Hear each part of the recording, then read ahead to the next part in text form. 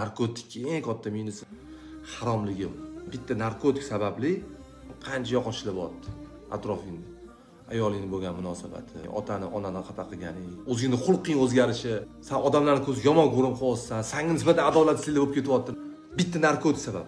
Narkotik sabab shu yerda o'tiribsan. Qanaqa bo'lishi mumkin yani? Bittadan boshla, ikkita bo'ladi, 5ta bo'ladi.